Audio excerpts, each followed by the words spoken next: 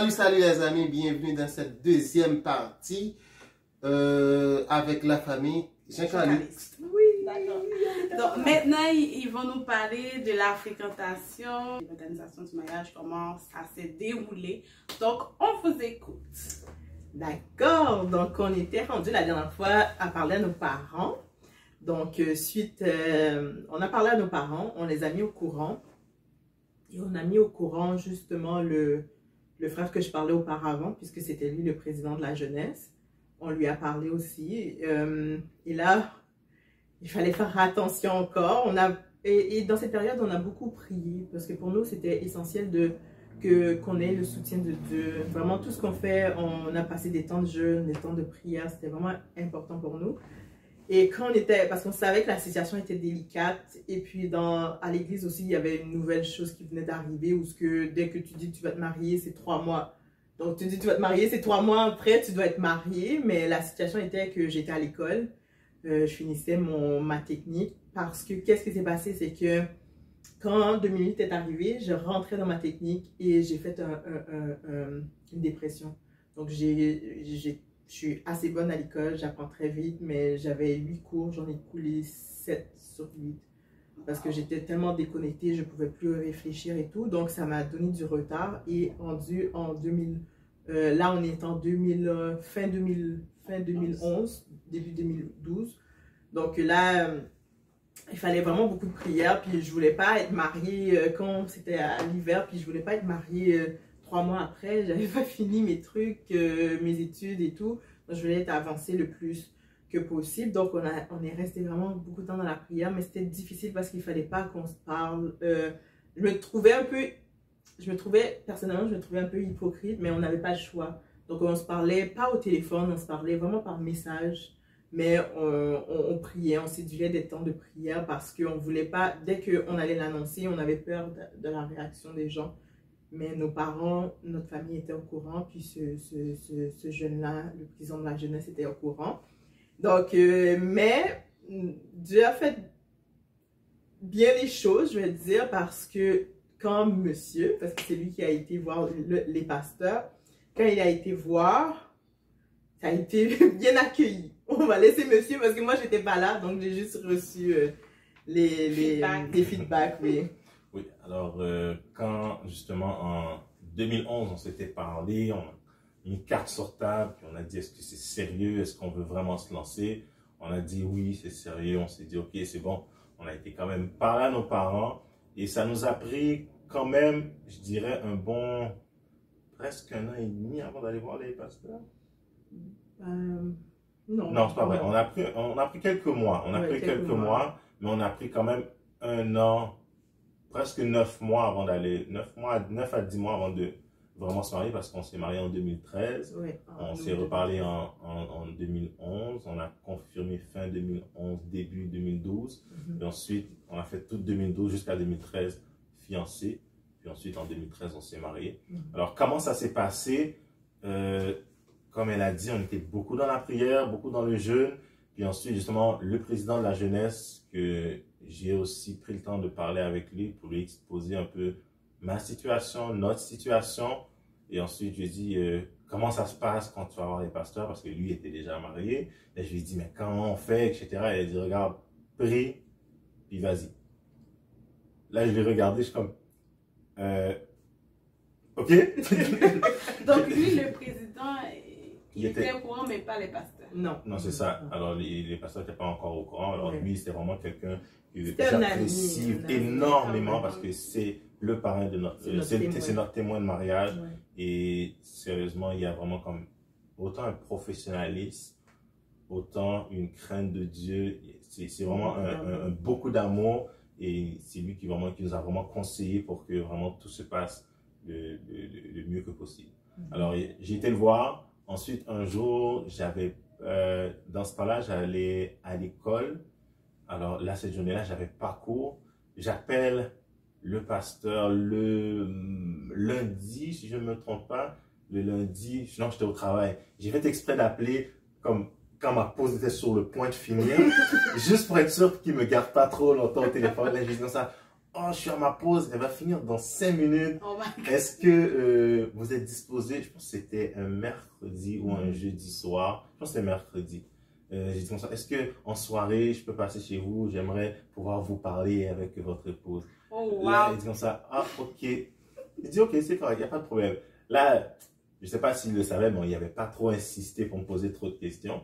Ensuite, quand je suis arrivé devant la maison le mercredi, si je ne m'abuse, là, j'arrive devant la maison, là, je prie, Seigneur, fait que tout se passe bien, tout se passe bien.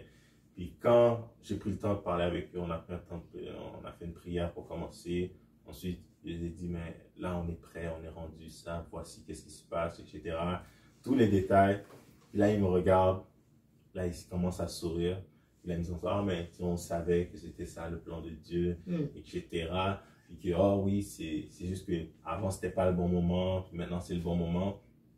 Alors, bon, c'est ça. Moi, je dis On ne sait pas quoi dire. Je sais pas trop quoi Un dire. petit résumé, c'est toujours bien de voir le pasteur dès le début, mais eux, ils l'ont pas fait. Il faut aller regarder la première partie pour savoir pourquoi. Oui, vu que oui, on avait vraiment planifié les choses avant d'aller voir, mais c'est dans la situation qu'on était. Oui, c'est ça. Dans une autre situation, on ne l'aurait pas fait comme ça. C'est ça. Mais c'est dans la situation. Je voulais juste faire Oui, une c'est petite vrai. parenthèse. Mais en même temps, ben, comme nos parents étaient au courant, Oui. parce que moi je crois beaucoup à la prière d'une mère puis d'un père. C'est pas que je respectais pas les pasteurs. Pour moi, c'était plus important mes parents Oui, que les pasteurs. effectivement. Parce que si ma mère m'avait dit non, On n'allait j'aurais pas pas arriver été. là. Ouais. Ouais, c'est ça. Alors, de là étant, après, j'ai été les voir. Puis ensuite, ils ont dit, ok, c'est bon. Alors, on va rencontrer la fille. Et je suis comme, oh, ça a commencé à aller vite. Là, on a cédulé notre date, je pense que c'est une semaine après, quelques jours après, on a cédulé notre date ensuite pour dire comme ça que, oh, mais voici le plan, voici comment ça va se passer, ben, puis qu'on a déjà parlé aux parents, etc., etc. Alors là, ils ont dit, ah, ok. Puis là, ils ont dit comme ça, mais est-ce que vous avez des dates pour les fiançailles, pour le mariage, etc. Là, on a dit, ah, ben non, on n'était pas encore en processus de tout ça. On voulait juste comme vous exposer, puis bientôt, justement, on va donner des dates, etc. Ensuite, ils ont été quand même d'accord pour nous donner le temps d'avoir la date, etc. Ouais. Ensuite, on a décidé de se fiancer le 17 novembre, Wow. jour de mon anniversaire. Ils gardent vraiment toutes les dates. Est-ce Ouais. que toi, tu gardes aussi les dates? Souvent, j'ai dit, chérie, ça fait 1 mois, ça fait 2 mois, ça fait 7 mois. Quand on s'est mariés, on disait qu'il a... Ah, mais en fait, non, mais j'aime vraiment comment le Seigneur nous a dirigés parce que c'était vraiment dans le temps qu'on devait le faire et c'était vraiment là parce que on s'est marié la journée de mon anniversaire, on s'est fiancé la journée justement de mon anniversaire, puis ben, le 3 août était quand même une date assez importante pour nous, alors on a réussi à se marier le 3 août. On s'est comme, yeah, on l'a eu le 3 août. Puis c'était vraiment quelque chose de merveilleux. Alors, mais pour le processus ensuite de comment on appelle ça? Les fiançailles. Les fiançailles, c'était quelque chose aussi d'assez... Bon, c'était pas si pire les fiançailles. Avant les fiançailles et la journée des fiançailles, c'était relativement bien. Et peut-être un conseil que je peux donner aux jeunes et aux futurs futurs mariés, jeunes, surtout les jeunes et surtout aussi les adultes ou autant les leaders, d'encadrer l'encadrement des jeunes avant les fiançailles, c'est-à-dire quand les jeunes voient quelqu'un ou une sœur ou un frère voit une sœur ou un frère, vice-versa, qui ont des sentiments ou quelque chose, mais de bien les encadrer et de pas jouer à l'autruche comme si que avoir des sentiments pour un frère, pour une sœur, c'est un péché. Et c'est ce qui nous avait fait beaucoup de tort, beaucoup de mal, pas juste à nous. Nous, on raconte notre témoignage qui, je peux pas dire que ça a été le gros témoignage de l'Église, mais ça a été un des moments forts des mariages. Et je pense que c'est cet aspect-là, l'encadrement, pour dire, mais regarde, si tu as des sentiments, c'est correct. Mais l'important, c'est pas franchir la ligne qu'il faut pas franchir. Alors, d'avoir un encadrement, d'avoir une façon de nous aider, de nous outiller oui, toujours nous dire d'aller prier, aller prier. Prier, c'est bien. Mais qu'est-ce qu'on fait après la prière, il y a quoi? C'est ça, il y Parce a le qu'après, cœur qui parle. C'est ça. Alors, c'est sûr que nous, on a eu beaucoup d'expérience par après pour savoir comment, justement, guider les gens, encadrer les gens, surtout par rapport à ce que nous, on a vécu. Et je rends gloire à Dieu pour ça. Mais vraiment, le temps de préparation, le temps de fréquentage, c'est quelque chose d'assez important et d'assez méticuleux et de bien aider vraiment les jeunes. Mais pas juste les jeunes, même quand c'est des adultes aussi, parce qu'il y en a qui sont encore dans la vingtaine, trentaine. En fait, qu'est-ce que j'ai découvert, c'est que malheureusement, je ne sais pas si dans d'autres situations c'est comme ça, mais dans notre situation, on dirait aimer quelqu'un était mal. Oui. Nous, on le vivait comme ça, c'est comme, ok, j'aime la personne, mais on dirait que tu as déjà péché. Ouais. Alors que l'amour vient de Dieu, alors que c'est un plan de Dieu. Ce qui est mal, c'est s'il y a fréquentation sexuelle avant le mariage, mais même encore là, des fois, ils mettent tellement de pression pour dire c'est mal, c'est mal. J'ai l'impression que les jeunes, ils vont tomber là-dedans parce qu'ils ont tellement de pression, on essaie de faire ci, de faire ça, mais si on sait que l'amour, l'amour en soi, c'est pur et tout. C'est juste, j'aime quelqu'un, mon cœur bat pour cette personne, c'est un reflet de l'amour. Parce que Jésus lui-même, il dit, l'Église, c'est sa femme et tout, donc il reconnaît que cet amour-là est grand et fort, mais dès qu'on aime quelqu'un, on nous montre pas premièrement l'image de l'amour, on montre l'image du péché. Dépêche-toi de te marier pour pas pécher. Mais alors que tu viens de comprendre que... Petite parenthèse, nous on s'est mariés rapide, c'est pas à cause de ça. Ah ouais?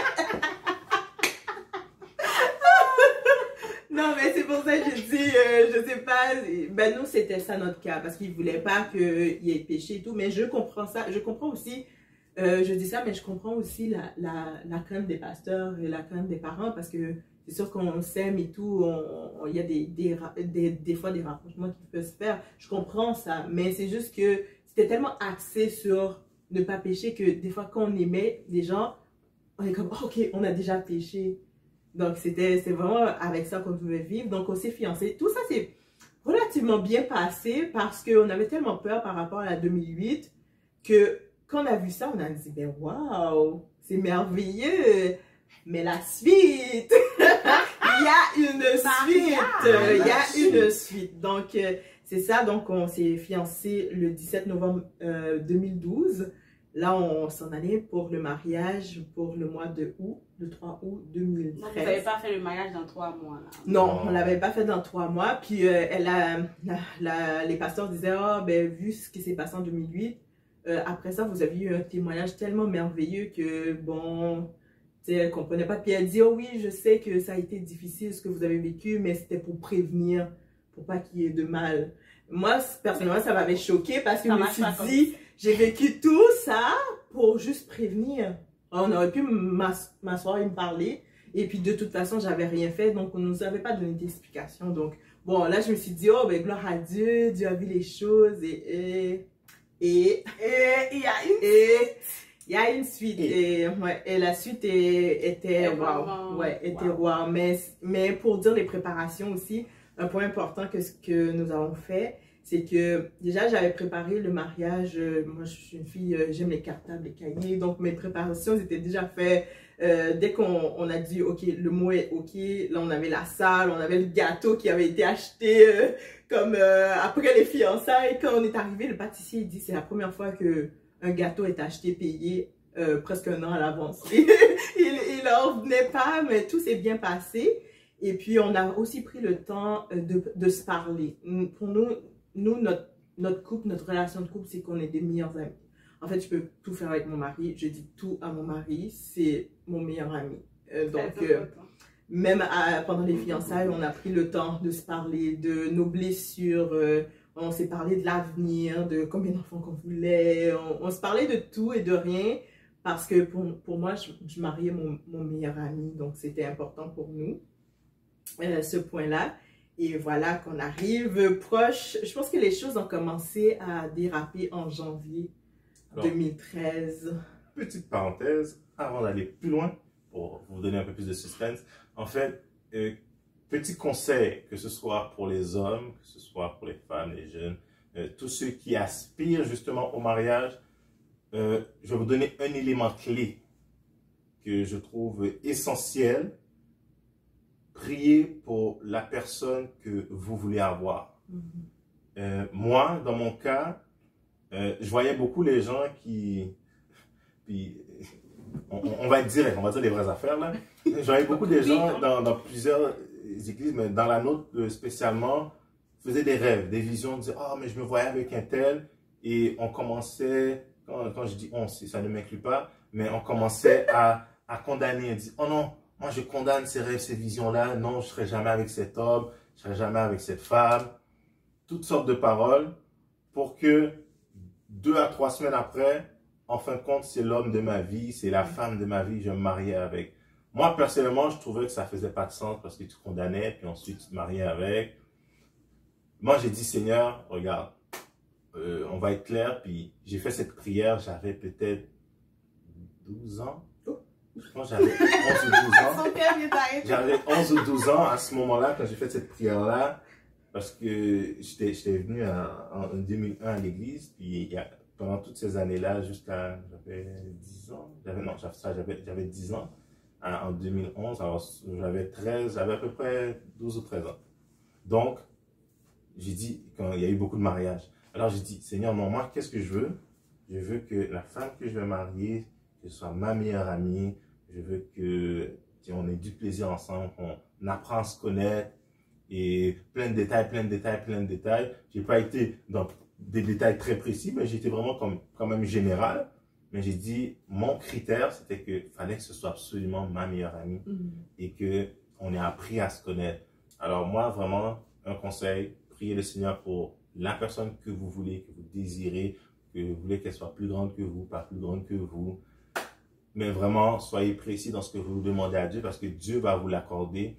Et je l'ai expérimenté, je parle par expérience et je pense que c'est quelque chose d'extrêmement, mais extrêmement important parce que souvent on se demande « Ah, mais comment tu as trouvé ?» ou « Ah, mais est-ce que c'est elle ?» ou on va à gauche, à droite, à gauche, à droite. Mais prendre le temps, oui, dans la prière, mais de demander exactement qu'est-ce que vous vouliez à Dieu. Oui, Dieu connaît nos cœurs, nos vies, mais Dieu veut qu'on lui demande, qu'on lui parle. Alors, je trouve que ça, c'est vraiment important d'être très important. Ouais. Peut-être qu'on ne va pas avoir tous les critères. Moi, je voulais me marier avec quelqu'un qui est plus vieux que moi. C'est pas le cas. Mais... plus grand, ça comprend. Oui, plus grand en taille. Non, mais par rapport à ce qu'il disait, c'est qu'on était quand même dans une église qu'on était conditionné. Donc, les gens, justement, on avait peur de l'amour. Donc, c'est pour ça aussi, il y avait des choses, dès que la personne aimait, ben, elle était comme non, je veux pas ça, je veux pas pécher, je veux ma vie pure. Donc, c'était dans cet état que malheureusement on était. Donc, pourquoi que les gens ont fait ça? Mais moi personnellement, je n'ai pas eu de vision. Moi, mon cœur a décidé, mon cœur a choisi, puis j'ai prié Dieu, puis après le 1 an de prière, ben, c'était encore lui. Alors, j'ai dit, Seigneur, c'est ta volonté et on y va. Mais avec tout ce qu'on a raconté auparavant. Donc, en janvier, ça s'est mis à se corser pour nous. Parce que là, on préparait le mariage, tout était correct.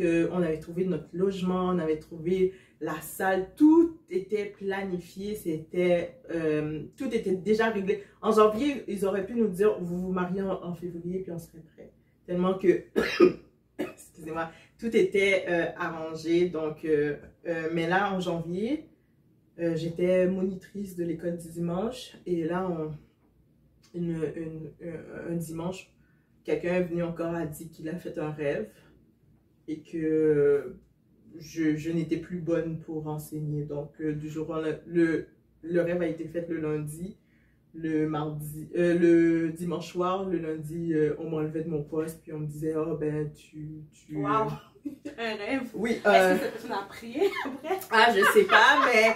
Ça a commencé en janvier comme ça. Wow. Donc, après la vision, on m'a dit t'es déchu ou il y a le diable qui roule autour de toi. Il faut arrêter. Là, j'ai dit... Là, moi, j'avais peur parce que j'avais peur que 2008 se reproduise. Pourquoi? Parce que je ne savais pas qu'est-ce qui avait conduit à 2008. Tu sais, il n'y avait pas de quelque chose qui m'a conduit à 2008. Donc, j'avais tout le temps cette crainte. Oui, j'avais eu... Après ça, j'avais une bonne relation avec Dieu. J'avais prié vraiment. Je faisais confiance à Dieu. Mais j'avais toujours cette peur que 2 minutes arrivent. J'avais des journaux intimes où ce que j'écrivais, j'étais comme Seigneur, je ne veux pas que 2 minutes arrivent ou qu'il se passe quelque chose. Mais voilà, qu'en janvier, je commence... Janvier 2013. 2013, je commence à vivre des choses comme ça. Là, ça continue. Là, maintenant, on me dit, ça continue. De mois en mois, on me dit, bon, on dirait que tu as un démon. J'ai comme, mais voyons, qu'est-ce qui se passe? Là, je présidais des services et à un moment donné, je préside un service. La femme du pasteur prend le micro dans mes mains, puis elle me dit... Oui, pendant que je dirige même, elle prend le micro dans mes mains, elle me dit, oh, ton service est fade. Puis là, je dis, mais voyons, qu'est-ce qui se passe? Moi, je ne sais pas qu'est-ce qui se passe. Et là, on approche du mariage. Là, on est rendu au mois de juin, non, de mai. Là, il semble que maintenant, le mariage n'est plus approuvé par Dieu. Puis là, pendant cette période, il faut dire, pendant cette période, ma mère et ma soeur avaient quitté l'église, vivaient des moments d'angoisse. Et je les ai dit, non, j'ai dit à ma mère, non, je ne veux plus que tu vives ça, laisse, parce que Dieu est partout, ne reste pas. Mais moi, comme j'étais entamée dans tout ça, j'ai dit, bon, moi je vais continuer. Puis moi, je vais continuer, puis on va continuer. Et là, je me retrouve seule. Oui, l'herbe est là, mais on n'est pas mariés, donc les approches sont très restreintes.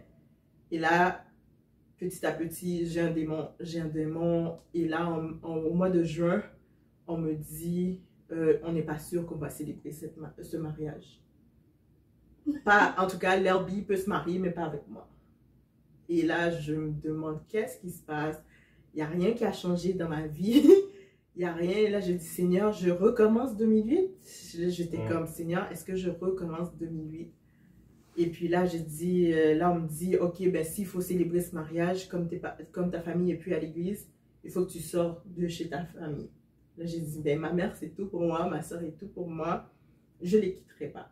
Donc, c'est... là, j'ai dit, je reste chez moi. Là, ils ont dit, ben puisque tu restes chez toi, ben tu es encore plus rempli de démons. Et là, il y a des personnes qui viennent me voir. Oh, j'ai rêvé que tu étais enceinte. Il y en a une, j'ai dit, ben gloire à Dieu. Il y en a une, j'ai dit gloire à Dieu. Et là, ça l'a insulté. Là, les gens venaient me donner des visions, qui me voyaient enceinte, qui me voyaient tomber dans le péché. Et là, je vis ça. Et je me sens vraiment toute seule. Et je dis, mais Seigneur, qu'est-ce qui se passe? Il me semble que c'était de Dieu et tout.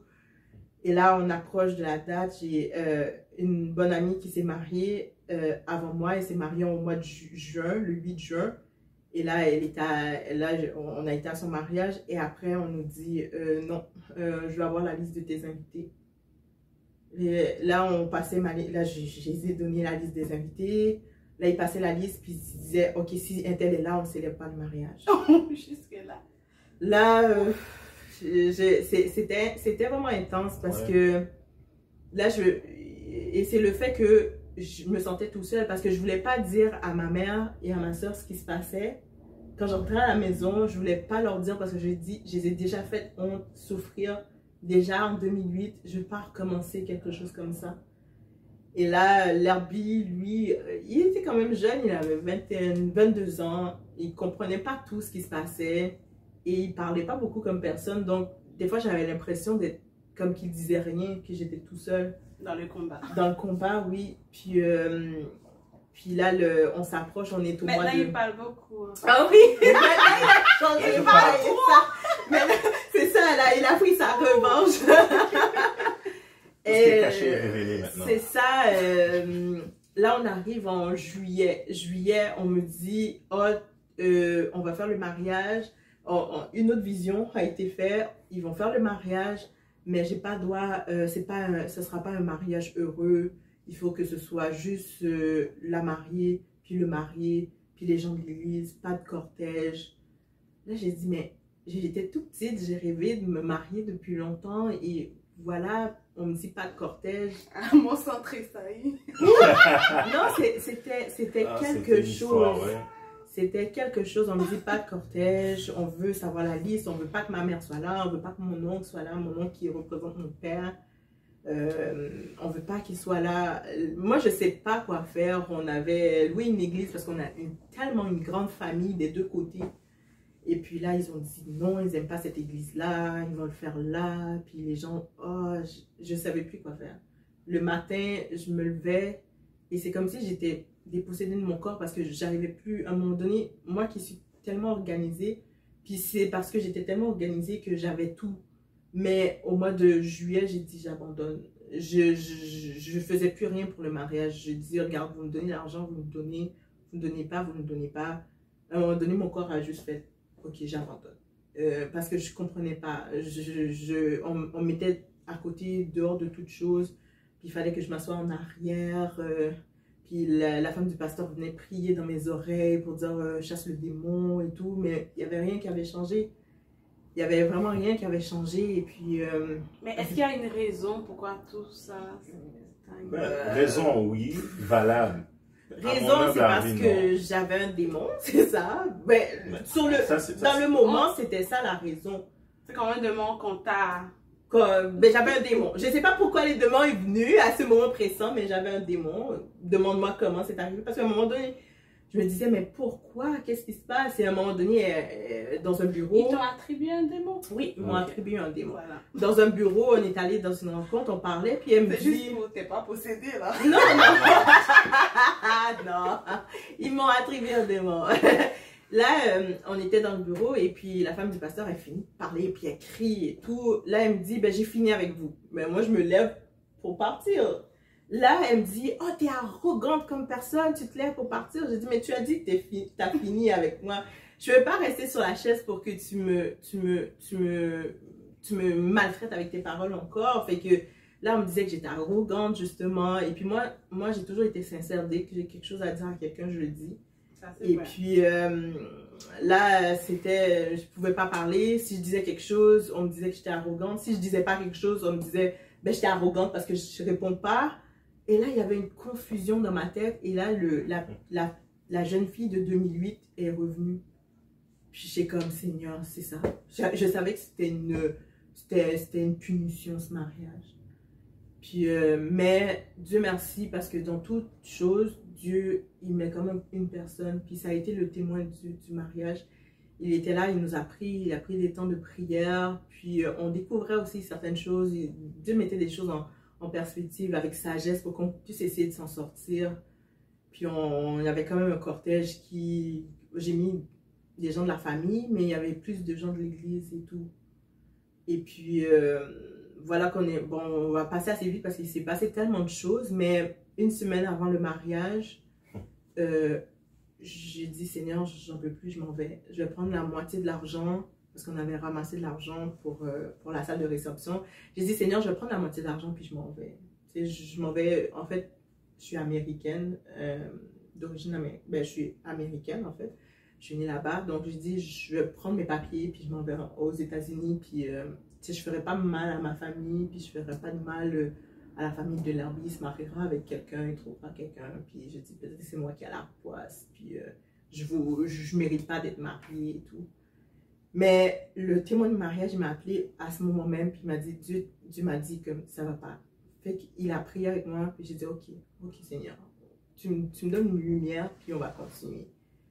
Et arrivé, là, il y a les gens de l'église ne me parlaient plus. Il y en a un qui m'a appelé au téléphone, il m'a dit, oh, ben, je te dirai plus bonjour. J'ai dit, ben, dis-moi plus bonjour. Il y avait le stress de la préparation, il y a le stress de savoir que tout le monde te dit que tu as un démon et toi, tu ne le vois pas. Mais tout le monde te dit, oh, c'est parce que tu es aveuglé, que tu ne le vois pas et tout. Là, on veut pas. Là, le cortège, c'est le vendredi avant le mariage. Le cortège devait venir pratiquer. On n'a pas ouvert la porte. On ne nous a pas ouvert la porte. Je sais plus comment m'asseoir. C'est correct, c'est correct. En fait, qu'est-ce qui s'est passé juste pour le cortège? C'était une semaine avant, parce qu'on avait pratiqué dans notre nouvelle dans notre futur logement. On avait pratiqué là-bas, et ensuite on devait pratiquer à l'église. Puis ensuite, on est arrivé, c'est arrivé à l'église, devant l'église. Le pasteur nous attendait. Il nous a dit, vous n'allez pas faire la pratique. Oui. On n'a pas reçu l'appel, rien. Alors on a reçu, il nous a attendu, on est arrivé, il a dit, ben, je ne vais pas ouvrir la porte parce que vous n'allez pas faire de pratique. Ouais. Vous n'avez pas fait de pratique? Non, vous n'allez pas faire Ben, la pratique. on n'en a pas fait de toute façon. Puis on ne l'a pas fait On n'en a parce pas qu'ils ne voulaient pas nous laisser faire la pratique. Ouais. Là, je suis comme, ok, mais on avait rendez-vous. Je dis, ouais, oui, mais non. Je dis, ok, c'est correct, il n'y a pas de problème. Lui qui a approuvé Ouais. la relation en 2012. Ouais. Oui. Et lui, Puis en 2013, non. Moi, c'est C'était ça. plus. Mais C'était plus la on savait plus. On savait pas pourquoi. Mais c'était la phase de démon qui revenait tout le temps. Démon, démon, démon. Et là, il y avait des gens de l'église qui étaient dans le cortège. Ils nous ont appelés pour dire on fait plus partie du cortège. Donc là, le vendredi soir, avant le mariage, il y a des gens qui nous appelaient on fait plus partie. Et là, moi, j'étais tellement dévastée. Et c'est là que je la remercie. veille du mariage. Oui, la veille du mariage. On est le 2 août là. Tout ça, on vit ça le 2 août. On sait même pas si le lendemain on va se marier en fait. S'il va ouvrir la porte. Fait que. Ouais. Waouh! Ouais, Juste Ça, pour c'est dire- chaud là. Ouais, on sait pas Juste si. pour dire, en fait, juste pour dire, à un moment donné, ça commençait à aller bien avant qu'on arrive vers le mois d'août. Je pense que c'était presque fin juillet. Le pasteur arrive et il me dit, normalement, c'est pour avoir les documents, il faut que ce soit présenté un mois à l'avance. Mais en fait, lui, étant donné qu'il a le permis, c'est plus rapide, c'est pas 24 jours, ils peuvent le faire un peu plus rapidement. Mais il me demandait des documents avec le nom de mon père dessus. Mais il me demandait un document précis. Tandis que tous les documents que j'avais, le nom de mon père était inscrit sur les documents. Mais il a dit non, j'ai vraiment besoin de l'acte de naissance. Mais je suis comme, j'ai mon certificat d'immigration, puis tous les documents. Il m'a dit non, c'est vraiment lui que j'ai besoin. Là, je me suis dit, bon, on va lui donner le bénéfice du doute. Puis j'ai dû me dépêcher de contacter ma tante qui est en Haïti pour lui dire de m'envoyer l'acte. Puis elle m'a dit qu'elle l'a reçu, qu'elle l'avait. J'ai dit non, envoie-moi-le pas. Prends une photo, envoie-moi-le. Moi, je vais l'imprimer. Puis ensuite, passe-le. Puis elle l'a fait comme ça. Puis effectivement, je l'ai eu rapidement. Puis je l'ai donné. Puis le pasteur était quand même surpris que j'ai trouvé le document. Là, il dit, ah, ok, c'est ça que j'avais besoin. Ouais. Là, j'ai dit, ok, c'est bon. Là, il a pu faire les démarches pour les documents. Mais ce que j'ai trouvé le plus triste, quand on arrive le vendredi. Généralement, le vendredi, on fait un service de à peu près 1 heure de temps, 45 minutes, 1 heure de temps. Des fois, il n'y en a même pas, juste pour pouvoir préparer la salle pour justement la journée du mariage. Mais cette soirée-là, on est sorti de l'église, il était 11 h. D'habitude, on finit à même 9 h, 9 h 30 les services. Mais là, normalement, il y a un mariage qui se prépare, alors on est censé finir à 7 h. On est censé commencer à 7 h 30 pour finir à 8 h pour pouvoir commencer vraiment la préparation. Il était 11 h, presque 11 h 15 du soir. On est sorti, ça venait de finir, on est sorti, on est rentré chez nous. On a dit, peu importe ce qui se passe. Moi, c'était ça ma prière. J'ai dit, samedi, le 3, peu importe ce qui se passe, moi, je vais me marier. Ouais. Et ça a été ça ma prière. Je ne sais pas, elle va peut-être vous raconter, elle, comment elle s'est sentie cette soirée-là. Mais personnellement, j'ai trouvé ça triste parce que nous, on a fait des mariages. On en a préparé des décorations. Des fois, on sortait à 3 h du matin, 4 h du matin pour préparer justement l'église pour ceux qui allaient se marier. Et maintenant, pour votre mariage, c'était pas le cas. C'était pas le cas. Alors, je suis pas là non plus pour blâmer personne et rien, mais c'était juste pour montrer la réalité de ce qu'on a vécu. C'était quelque chose de vraiment, je dirais, dur pour tout l'effort qu'on a donné pour tous nos frères, nos sœurs pendant ceux qui se sont mariés avant nous. Je trouve personnellement que c'est ça qui m'a fait le plus mal. C'est ça qui m'a fait, en dépit de tout ce qui s'est passé, moi, je pense que c'est vraiment ça qui m'a heurté le plus parce que tous les mariages, là, j'étais là depuis le vendredi soir et des fois, je sortais tard le vendredi soir, je revenais le samedi matin pour finaliser et ensuite, le samedi soir, on revenait des fois ou le dimanche matin, très de bonne heure pour ramasser tout, pour remettre l'église en état. Alors, personnellement, j'étais pratiquement là à l'église tout le temps. Là. Quand c'était les mariages, là, mes semaines, ils étaient des des semaines comblées à l'église. Puis voir que notre mariage, on a eu le droit juste à une petite allée. Petite allée. Petite allée dégagée avec quelques petites pierres sur les côtés. Et tout. Quelques fleurs sur Ouais. Mais quelques chaises. encore là, mais quand j'avais... En fait, moi, je retourne à vendredi. Parce que là, ils nous appellent pour nous dire qu'il y a des gens qui ne sont pas dans le cortège. On n'a pas pratiqué. J'ai dit, là, je suis comme Seigneur. Et puis, oui, à l'église, on est allé le vendredi parce qu'ils nous ont appelés pour... Ils ont dit qu'il fallait absolument qu'on soit là. Parce que moi, j'ai dit, bon, je vais pas y aller. Ils ont dit, il faut absolument qu'on soit là. Mais là, je pensais que c'est parce qu'il allait se passer quelque chose. Ils allaient nous dire quelque chose. Et là, ils ont fait comme s'il n'y avait rien. Comme ce qui va se passer de rien. Demain, c'est comme rien là-dedans. Et tandis que c'est votre jour. Oui, dans le calendrier. Et puis, là, le vendredi, là, les gens nous appellent. On ne va pas être dans le cortège. Et là, moi, je me couche vers minuit. J'ai dit, j'avais plus de force. Et je ne pouvais pas impliquer ma mère dedans parce qu'ils ne voulaient pas que ma mère soit là, justement. Mais moi, en silence, je dis à ma mère, oui, tu vas être là. Et tout. Ma soeur, à la dernière minute, ma soeur a pris tout en main. Elle comprenait, elle était aussi à l'église avant, elle savait comment ça se passait. Donc, elle ne voulait pas s'imposer pour que j'ai des problèmes. Mais en même temps, elle me voyait. Puis elle dit, non, c'est plus toi. J'avais maigri, c'est pas croyable. Puis ma soeur a dit, ok, je vais prendre les choses en main. Puis la salle de réception, c'est moi qui vais m'en charger. Puis j'ai dit, ok. Puis là, le vendredi soir, minuit, je me couche. J'ai dit, Seigneur, si tu es Dieu, je me marierai demain. Puis je me suis couchée, j'étais fatiguée, j'étais épuisée. Et là, j'avais un rendez-vous à 6 h du matin pour aller me coiffer. Et là, j'arrive, je me lève à 6 h du matin. Et je ne peux pas l'expliquer, j'avais une de ces joies. Je ne peux pas l'expliquer parce que j'étais tellement joyeuse que même il y a beaucoup de personnes qui étaient au courant de notre histoire à l'extérieur. Même la coiffeuse, elle dit, waouh, elle dit, j'ai entendu des bruits là, je ne comprends pas pourquoi tu es heureuse comme ça. Tu ne sais même pas si tu vas te marier. Je dis, Dieu est fidèle, je vais me marier. Amen. Puis là, même la journée même, on a dû trouver une petite fille pour remplacer une fille dans le cortège parce que sinon ça allait même pas. On la connaissait même pas, la petite fille. Donc, je ne sais pas pour vous, guys, mais moi, cette histoire-là m'a vraiment secouée. Je suis sans mots, je ne sais vraiment pas quoi dire. Ça m'a touchée vraiment d'une manière particulière. Et je sais pas quoi ajouter. Donc, je pense qu'on va arrêter là pour la deuxième partie. Et on va faire une troisième vidéo, juste pour vous, pour conclure la partie du mariage, le jour J, le jour du mariage, comment ils ont vécu ça. Le jour, ça devait être le plus beau jour de leur vie, hein, n'est-ce pas? Ouais. Une journée remplie de joie et ils vont nous raconter comment ça s'est passé et le stress qu'ils ont vécu. C'est vraiment pas facile. Le jour de ton mariage, t'arrives à l'église et il n'y a personne. Donc, on va écouter ça dans la troisième partie et on se retrouve dans la troisième partie. Merci, bye!